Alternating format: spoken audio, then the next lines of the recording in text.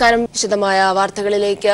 ഗോവ നിയമസഭയിൽ ഇന്ന് വിശ്വാസ വോട്ടെടുപ്പ്. മുഖ്യമന്ത്രി മനോഹർ പരീഖറിന്റെ മരണത്തെ തുടർന്ന് കഴിഞ്ഞ ദിവസം പ്രമോദ് സാവന്ത് മുഖ്യമന്ത്രിയായും സുദിൻ ധവാലിക്കർ, വിജയ് സർദേശായി എന്നിവർ ഉപമുഖ്യമന്ത്രിമാരായും സത്യപ്രതിജ്ഞ ചെയ്ത് അധികാരമേറ്റിരുന്നു. ഇതിനിടെ 40-അംഗ നിയമസഭയിൽ ഏറ്റവും വലിയ ഒറ്റക്കക്ഷിയെന്ന നിലയിൽ കോൺഗ്രസ് കഴിഞ്ഞ ദിവസം ഗവർണറെ കണ്ട് സർക്കാരുണ്ടാക്കാനുള്ള അവകാശവാദം ഉന്നയിച്ചിരുന്നു. ഏക എൻസിപി എംഎൽഎയുടെ പിന്തുണയും കോൺഗ്രസിനാണ്. എന്നാൽ 12 എംഎൽഎമാരുള്ള ബിജെപിക്ക് എംജെപി, ജിഎഫ്പി പാർട്ടികളുടെ 3 വീതം എംഎൽഎമാരുടെയും 3 സ്വതന്ത്ര എംഎൽഎമാരുടെയും അടക്കം 21 പേരുടെ പിന്തുണയുണ്ടെന്നാണ് അവകാശവാദം. വിശ്വാസ വോട്ടെടുപ്പിൽ ഭൂരിപക്ഷമുണ്ടാക്കാമെന്ന ആത്മവിശ്വാസത്തിലാണ് ബിജെപി. വയനാട്, വടകര സീറ്റുകളെ ചൊല്ലി കോൺഗ്രസിൽ തർക്കം തീരുന്നില്ല. ആറ്റിങ്ങൽ, ആലപ്പുഴ എന്നീ 2 മണ്ഡലങ്ങളിൽ മാത്രമാണ് ഔദ്യോഗികമായ സ്ഥാനാർത്ഥി പ്രഖ്യാപനം ഉണ്ടായത്. ആറ്റിങ്ങലിൽ അടൂർ പ്രകാശ്, ആലപ്പുഴയിൽ ഷാനിമോൾ ഉസ്മാൻ എന്നിവരാണ് സ്ഥാനാർത്ഥികൾ. വടകരയിൽ കെ മുരളീധരനും വയനാട്ടിൽ ടി സിദ്ദിഖും മത്സരിക്കുമെന്ന വാർത്തകൾ വന്നെങ്കിലും ഔദ്യോഗികമായി പ്രഖ്യാപിക്കാതെ സ്ഥാനാർത്ഥി പ്രഖ്യാപനം നീളുകയാണ്.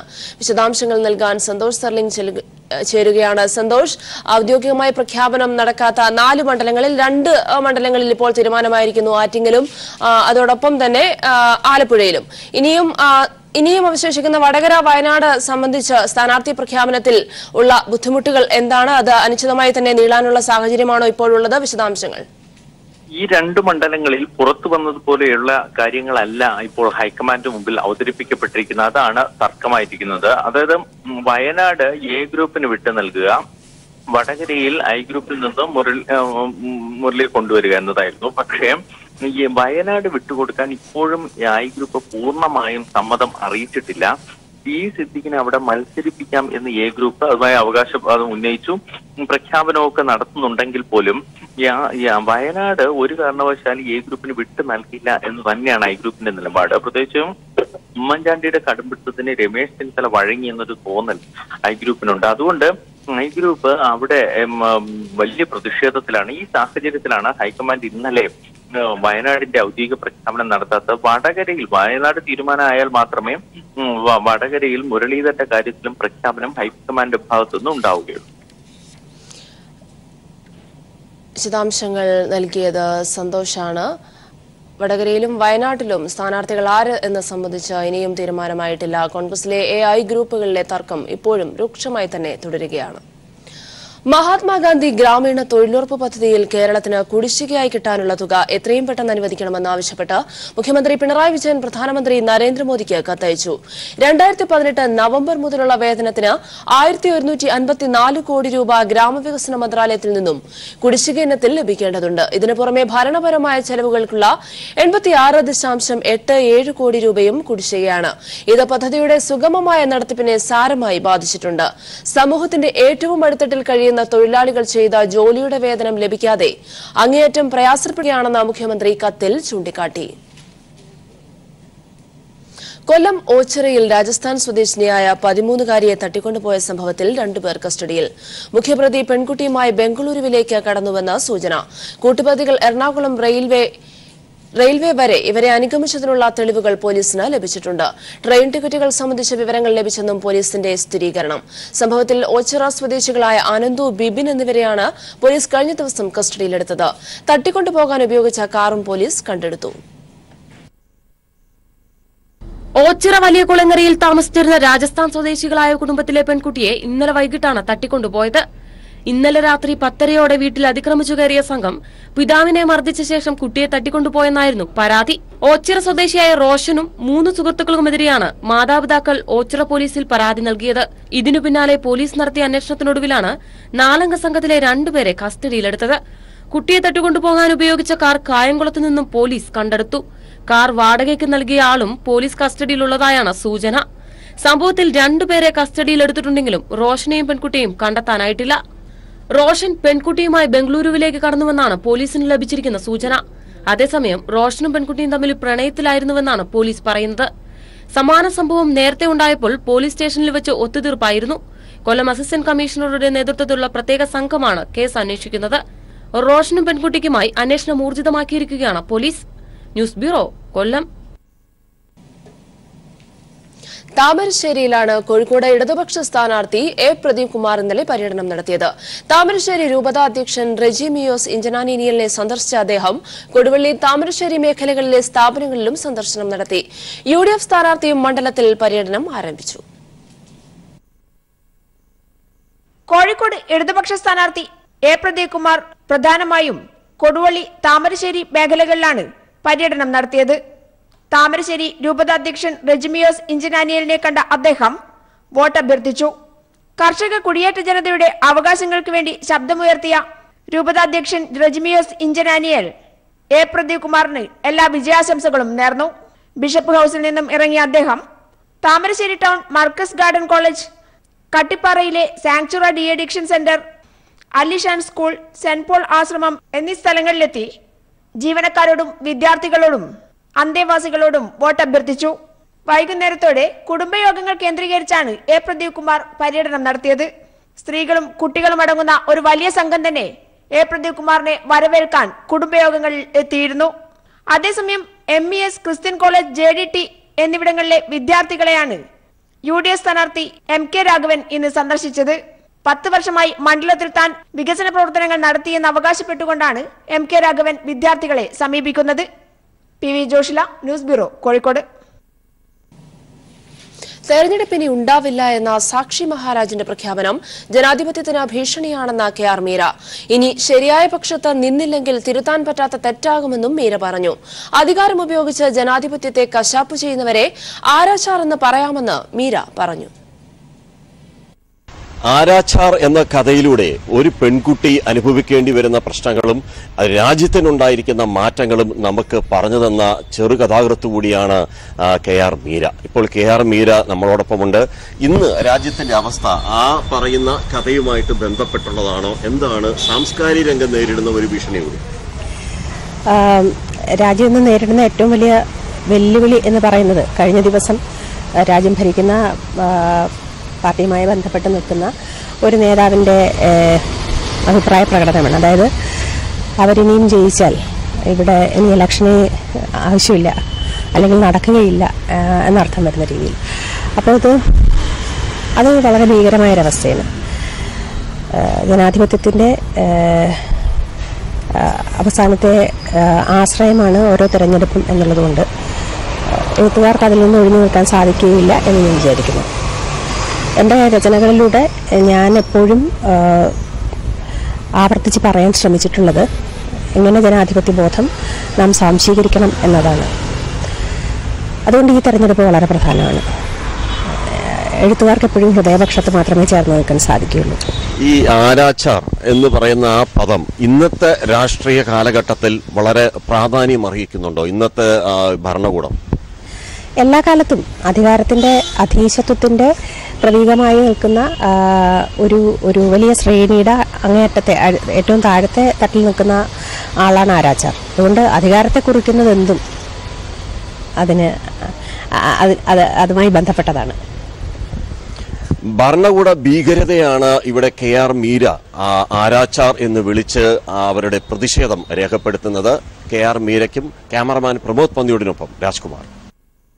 PS ശ്രീധരൻപിള്ള തെരഞ്ഞെടുപ്പിൽ മത്സരിക്കേണ്ടെന്ന കേന്ദ്ര നേതൃത്വം. സ്ഥാനാർത്ഥിത്വത്തിന് പത്തനംതിട്ടയിൽ പിള്ളയെ വെട്ടി സുരേന്ദ്രൻ. PK കൃഷ്ണദാസ്, MT രമേശ് എന്നിവർ പട്ടികയിൽ നിന്ന് ഒഴിവാകും. വിശദാംശങ്ങൾ നൽകാൻ ശരത് ചേരുകയാണ്. ശരത്, മുതിർന്ന നേതാക്കൾ എല്ലാം പട്ടികയിൽ നിന്ന് ഒഴിവാകുന്ന ഒരു സാഹചര്യം RSSന്റെ നിർദ്ദേശപ്രകാരം സ്ഥാനാർത്ഥി പട്ടികയിൽ അമിത്ഷാ ഇടപെടുമ്പോൾ സാധ്യതകൾ കൽപ്പിക്കുന്നത് ആർക്കെല്ലാമാണ്? വിശദാംശങ്ങൾ. ക്രിസ്ത്യൻ BJPയുടെ കേരളത്തിലെ സ്ഥാനാർത്ഥി നിർണയം ഏറെക്കുറെ പൂർത്തിയായിരിക്കുന്നു. എന്നാലും വലിയ അനിശ്ചിതത്വം തന്നെയാണ് നിലവിലെ സാഹചര്യത്തിൽ BJPയുടെ സ്ഥാനാർത്ഥി നിർണയവുമായി ബന്ധപ്പെട്ട് ഉള്ളത്. പ്രധാനപ്പെട്ട നേതാക്കന്മാരൊക്കെ തന്നെ സീറ്റ് മോഹം മൂലം മത്സരിക്കാൻ വേണ്ടി അവരുടെ ഇഷ്ട സീറ്റുകളൊക്കെ തന്നെ ആവശ്യപ്പെട്ടിരുന്നു.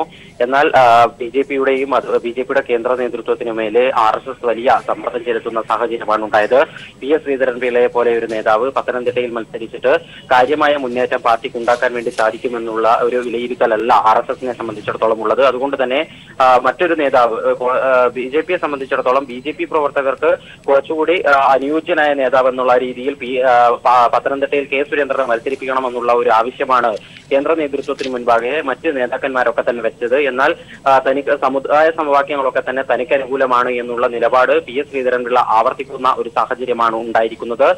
അതിനെ തുടർന്ന് നിലവിലെ സാഹചര്യത്തിൽ കേന്ദ്ര നേതൃത്വം വിഷയത്തിൽ അന്തിമ തീരുമാനമെടുക്കും. ഏതായാലും പൂർണ്ണമായും PS ശ്രീധരൻപിള്ളയുടെ സാധ്യതകൾ അടഞ്ഞു എന്ന് ഈ ഘട്ടത്തിലും പറയാനാകില്ല എങ്കിൽ പോലും നിലവിലെ സാഹചര്യത്തിൽ RSSന്റെ കൂടി അഭിപ്രായം പരിഗണിച്ചുകൊണ്ട് PS ശ്രീധരൻപിള്ളയ്ക്ക് സീറ്റ് നിഷേധിക്കാനുള്ള എല്ലാ സാധ്യതകളും തെളിഞ്ഞു വരുന്നു എന്നുള്ളത് ഒരു യാഥാർത്ഥ്യം തന്നെയാണ്. അതേസമയം തന്നെ ശോഭാ സുരേന്ദ്രന്റെ കാര്യത്തിൽ വലിയ ഒരു മാറ്റം എന്ന് പറയുന്നത് പാലക്കാടാണ് പരമ്പരാഗതമായി ശോഭാ സുരേന്ദ്രൻ മത്സരിക്കുന്ന സീറ്റുണ്ടായത്. അവർ ഇത്തവണയും അവിടെ തന്നെ മത്സരിക്കാൻ സീറ്റ് നൽകണമെന്ന് ആവശ്യപ്പെടുകയും ചെയ്തിരുന്നു. എന്നാൽ ഇത്തവണ ശോഭാ സുരേന്ദ്രന് പകരം C കൃഷ്ണകുമാറിനെയാണ് അവിടെ പരിഗണിക്കുന്നത്. അതും വലിയ പ്രതിഷേധത്തിന് ഇടയാക്കിയിട്ടുണ്ട്. ശോഭാ സുരേന്ദ്രൻ വലിയ പ്രതിഷേധത്തോടു കൂടി മത്സര രംഗത്ത് മാറി നിൽക്കുമെന്നുൾപ്പെടെയുള്ള ഭീഷണി നേതൃത്വവുമായി വിനിമയം ചെയ്തിരുന്നു. നിലവിലെ സാഹചര്യത്തിൽ ശോഭാ സുരേന്ദ്രനെ ഒരുപക്ഷെ ആറ്റിങ്ങലിലേക്ക് പരിഗണിക്കാനുള്ള സാധ്യതയാണ് കാണുന്നത്. അതുപോലെ തന്നെ നേരത്തെ കൊല്ലത്തേക്ക് പരിഗണിക്കപ്പെട്ടിരുന്ന അൽഫോൺസ് കണ്ണന്താനം, കേന്ദ്രമന്ത്രി അൽഫോൺസ് കണ്ണന്താനം ഒരുപക്ഷെ എറണാകുളത്തേക്ക് ആയിരിക്കും മത്സരിക്കാനുള്ള സാധ്യത കാണുന്നത്. അതേസമയം തന്നെ ടോം വടക്കൻ നിലവിലെ സാഹചര്യത്തിൽ എവിടെയും സ്ഥാനാർത്ഥി പട്ടികയിൽ ഇടം പിടിക്കാൻ വഴിയില്ല എന്നുള്ള സൂചനകളുമുണ്ട്. കാരണം തൃശൂർ സീറ്റ് ഏതായാലും തുഷാർ വെള്ളാപ്പള്ളി തന്നെ മത്സരിക്കും. അതുപോലെ തന്നെ ചാലക്കുടി സീറ്റാകട്ടെ നിലവിലെ സാഹചര്യത്തിൽ ലയാൻ രാധാകൃഷ്ണൻ തന്നെ മത്സരിക്കാനുള്ള സാധ്യതയുമാണ് കാണുന്നത്. നേരത്തെ ടോം വടക്കിന് വേണ്ടി എറണാകുളം സീറ്റ് BDJSൽ നിന്നും ഏറ്റെടുക്കുകയാണ് എന്നുള്ളതായിരുന്നു സൂചന. എന്നാൽ ടോം വടക്കനല്ല, മറിച്ച് അവിടെ അൽഫോൺസ് കണ്ണന്താനം തന്നെയായിരിക്കും മത്സരിക്കുക എന്നുള്ളതാണ് ഇപ്പോൾ മനസ്സിലാകുന്നത്. ഏതായാലും BJPയെ സംബന്ധിച്ചിടത്തോളം മണിക്കൂറുകൾ നീണ്ട ചർച്ചകൾക്കൊടുവിലും ഒറ്റ അഭിപ്രായത്തിലേക്ക് സംസ്ഥാന നേതൃത്വത്തിന് എത്താൻ വേണ്ടി സാധിച്ചില്ല എന്നുള്ളത് ഒരു യാഥാർത്ഥ്യം തന്നെയാണ്. ഈ ഒരു സാഹചര്യത്തിൽ BJPയുടെ സ്ഥാനാർത്ഥി നിർണയവുമായി ബന്ധപ്പെട്ട് അന്തിമ തീരുമാനം BJP ദേശീയ അധ്യക്ഷൻ അമിത് ഷായ്ക്ക് വിട്ടിരിക്കുകയാണ് ഇപ്പോൾ സംസ്ഥാന നേതൃത്വം. ഇന്നോ നാളെയോ ആയി സ്ഥാനാർത്ഥി നേതാക്കൾ പ്രതീക്ഷ PS ശ്രീധരൻപിള്ള തെരഞ്ഞെടുപ്പിൽ മത്സരിക്കേണ്ട എന്നാണ് കേന്ദ്ര നേതൃത്വം. അതേസമയം BJP സ്ഥാനാർത്ഥി നിർണയത്തിൽ ഇപ്പോഴും അനിശ്ചിതത്വം തുടരുകയാണ്. വിശദാംശങ്ങൾ നൽകിയത് ശരത്താണ്. മറ്റു വാർത്തകൾ നോക്കാം ഒരു ഇടവേളയ്ക്ക് ശേഷം. കോട്ടയം പാർലമെന്റ് മണ്ഡലത്തിലെ ഉഴവൂർ ഗ്രാമപഞ്ചായത്തിൽ UDF ഘടകകക്ഷിയായ കേരള കോൺഗ്രസ് എം BJPയുമായിട്ടാണ് അധികാരം പങ്കിടുന്നത്. BJPയുമായി സഖ്യം തുടരുമ്പോൾ കോൺഗ്രസും ഈ അവിശുദ്ധ കൂട്ടുകെട്ടിനെ നിശബ്ദരായി പിന്തുണയ്ക്കുകയാണ്. BJP സഖ്യം തുടരുന്നതിൽ അനൌചിതത്വം തോന്നാത്ത കേരള കോൺഗ്രസ് എമ്മിനെ കൊണ്ട് കോൺഗ്രസ് എങ്ങനെയാണ് പാർലമെന്റ് തെരഞ്ഞെടുപ്പിൽ BJPയെ നേരിടാൻ പോകുന്നതെന്നാണ് ഉയരുന്ന ചോദ്യം. UDFിലെ കേരള കോൺഗ്രസ് എമ്മിന് 4 കോൺഗ്രസിന് 3 അംഗങ്ങളുണ്ട്. പക്ഷേ ഭരിക്കാനുള്ള ഭൂരിപക്ഷമുണ്ടായിട്ടും BJP അംഗത്തെ വൈസ് പ്രസിഡന്റാക്കി കൂടെ കൂട്ടിയാണ് ഇപ്പോഴത്തെ ഭരണം. ആദ്യ 2 വർഷം കോൺഗ്രസിന് പ്രസിഡന്റും കേരള കോൺഗ്രസ് എമ്മിന് വൈസ് പ്രസിഡന്റും സ്ഥാനങ്ങൾ നൽകി. പിന്നീടാണ് രഹസ്യധാരണയിലൂടെ BJPയെ കൂടി മാണി വിഭാഗം ഭരണസമിതിയിൽ എത്തിച്ചത്. BJPയുമായുള്ള മാണിയുടെ രഹസ്യധാരണയെ തള്ളിപ്പറയാൻ കോൺഗ്രസ് നേതൃത്വം തയ്യാറാകാത്തതിനാൽ പ്രാദേശിക കോൺഗ്രസ് നേതൃത്വം വിട്ടിലായിരിക്കുകയാണെന്ന് ഉഴവൂർ മണ്ഡലം പ്രസിഡന്റ് KS ജോമോൻ പറഞ്ഞു. ഞങ്ങൾക്ക് പ്രതിസന്ധിയുണ്ട്, പക്ഷെ ഞങ്ങൾക്കും മറ്റൊരു ഓപ്ഷൻ ഇല്ല. ഞങ്ങൾക്ക് ഇത് ചുമന്നേ കഴിയൂ. അങ്ങനെ ഒരു ഗതികേടിന്റെ അവസ്ഥ പലപ്പോഴും ഉണ്ട്. തദ്ദേശ ഭരണത്തിന്റെ അവസാന ലാപ്പിൽ BJPക്ക് പ്രസിഡന്റ് സ്ഥാനവും കേരള കോൺഗ്രസ് എമ്മിന് വൈസ് പ്രസിഡന്റ് സ്ഥാനവും പരസ്പരം വച്ചുമാറാനാണ് സഖ്യത്തിന്റെ ഉടമ്പടി അനുസരിച്ചുള്ള ധാരണ. കോൺഗ്രസിനേക്കാൾ BJPക്ക് പ്രാധാന്യം കൊടുക്കുന്ന കേരള കോൺഗ്രസ് എമ്മിന്റെ പ്രതിനിധി വിജയിച്ചാൽ പാർലമെന്റിൽ BJPക്ക് ഒപ്പം ചേരില്ലേ എന്നാണ് പ്രാദേശിക കോൺഗ്രസ് പ്രവർത്തകർ ചോദിക്കുന്നത്. News bureau, Kottayam. കൊല്ലത്തെ കലാലയങ്ങളിൽ ഇടിമുഴക്കം പോലെ മുദ്രാവാക്യം മുഴങ്ങി. തങ്ങളുടെ പ്രതിനിധി ഇടതുമുന്നണി സ്ഥാനാർത്ഥി KN ബാലഗോപാലിനുള്ള പിന്തുണയായിരുന്നു ആ ശബ്ദം.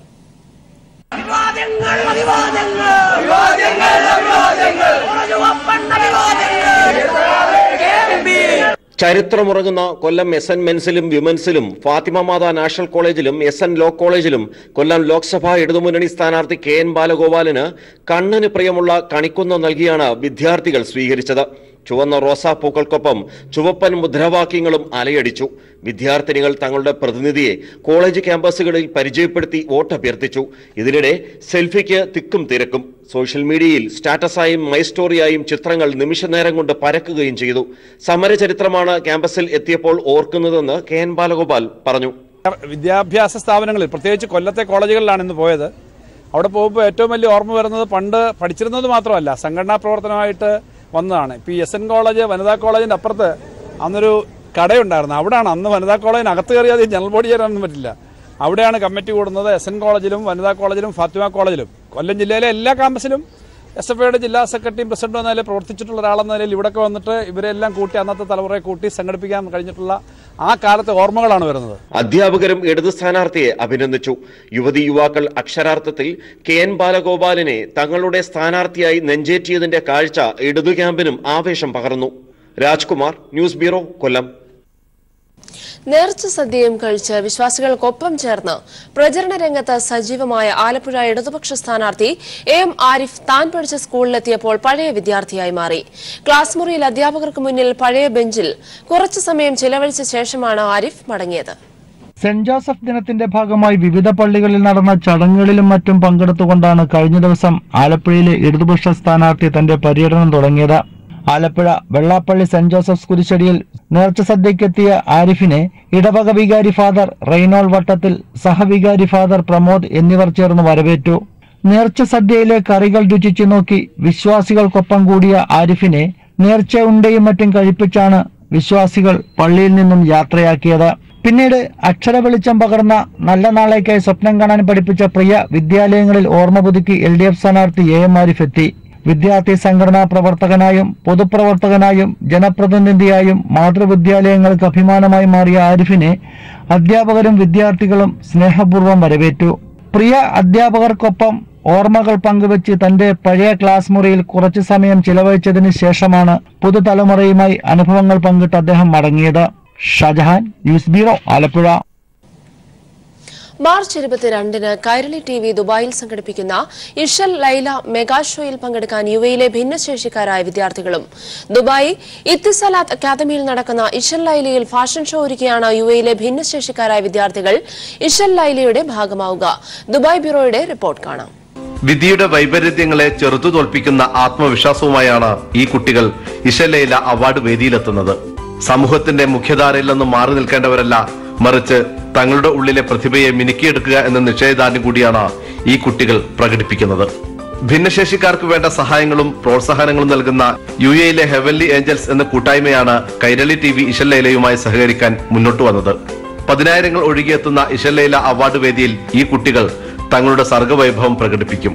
ഫാഷൻ ഷോക്കായി തകൃതിയായ പരിശീലനമാണ് ഇവർ നടത്തുന്നത്. ഹെവൻലി ഏഞ്ചൽസ് കൂട്ടായ്മയ്ക്ക് നേതൃത്വം നൽകുന്ന ബിന്ദുവിന്റെ മേൽനോട്ടത്തിലാണ് ദുബായ് കിസേസിലെ വിന്നേഴ്സ് ഇൻസ്റ്റിറ്റ്യൂട്ടിൽ കുട്ടികളുടെ ഫാഷൻ ഷോയുടെ പരിശീലനം പുരോഗമിക്കുന്നത്. കുട്ടികളത് ഫാഷൻ ഷോ ആണ്. ഇത് ഫസ്റ്റ് ടൈമാണ് ഞങ്ങൾ ഫാഷൻ ഷോ ആയിട്ട് ഈ ഒരു ഇങ്ങനെ ഒരു വലിയൊരു സ്റ്റേജിൽ, അതായത് ഈ ഒരു ഇഷല്ലയിലെ പോലത്തെ ഇത്രയും ബിഗ് സ്റ്റേജിൽ ഞങ്ങളുടെ കുട്ടികൾ പങ്കെടുക്കുകയാണ്. അതിന് വലിയൊരു ഭാഗ്യമാണ് ഞങ്ങളുടെ കുട്ടികൾക്കുള്ളത്. നമ്മൾ ശരിക്കും എക്സൈറ്റഡിലല്ലേ ഈ മമ്മൂട്ടി പോലെ ബിഗ് സ്റ്റാറിന്റെ മുമ്പിൽ ഞങ്ങളുടെ കുട്ടികൾ, അത് ഞങ്ങളൊരു നോർമൽ കുട്ടികൾക്കും കൂടി കിട്ടാത്ത അത്രയും നല്ലൊരു ഭാഗ്യമാണ് ഞങ്ങളുടെ ഈ സ്പെഷ്യൽ കുട്ടികൾക്ക് കിട്ടിയിട്ടുള്ളത്. അതിൽ ഭയങ്കര സന്തോഷമുണ്ട്. അതുകൊണ്ട് തന്നെ ഞങ്ങൾ ഈ ഒരു പ്രോഗ്രാം എത്രമാത്രം നന്നാക്കുക എന്ന രീതിയിലാണ് ഞങ്ങൾ കൊണ്ടുവന്നത്. നമ്മൾ ഒരുപാട് പ്രാവശ്യമായി പ്രാക്ടീസ് തുടങ്ങിയിട്ട് ഇവിടെ വിന്നേഴ്സിന്റെ ഈ സ്ഥലം നമുക്ക് തന്നിട്ടുണ്ട്. സോ നമ്മൾ ഇവിടെ വന്നിട്ട് പ്രാക്ടീസ് ചെയ്യാറുണ്ട്. നമ്മുടെ കുട്ടികൾ ശരിക്കും എക്സൈറ്റഡ് ആണ്. ഓരോരുത്തരും വെയിറ്റ് ചെയ്യണം ആ സ്റ്റേജിൽ ശരിക്കും ഒരു ക്യാറ്റ് വാക്ക് ചെയ്യാൻ വേണ്ടി. എന്റെ കുട്ടികളെ കൊണ്ട് പറ്റും ആ ക്യാറ്റ് വാക്ക് ചെയ്യാൻ. അവരെ എല്ലാവരെയും 2 കൈ കൊണ്ടും സ്വീകരിക്കണം. ശാരീരികവും മാനസികവുമായ പ്രതിസന്ധികളെ അതിജീവിച്ചുകൊണ്ടാണ് കുട്ടികൾ ശ്രദ്ധ പിടിച്ചു പറ്റുന്നത്. മലയാളത്തിന്റെ മഹാനടൻ മമ്മൂട്ടി ഉൾപ്പെടെ ചലച്ചിത്ര രംഗത്തെ വലിയൊരു താരനിരയുടെ സാന്നിധ്യത്തിലാണ് ഈ കുട്ടികൾ അരങ്ങിലെത്തുക. ഭിന്നശേഷിക്കാരായ കുട്ടികളുടെ കലാപ്രകടനങ്ങൾക്ക് ഉജ്ജ്വലമായ ഒരു വേദിയൊരുക്കുന്നതിലൂടെ ഉദാത്തമായ ഒരു സന്ദേശം കൂടിയാണ് കൈരളി TV ഒരുക്കുന്ന ഇഷൽ ലൈല അവാർഡ് നിശ വിളിച്ചോതുന്നത്. ക്യാമറമാൻ ശരത് പയ്യട്ടത്തിനൊപ്പം ദുബായിൽ നിന്ന് TJ മാലതി.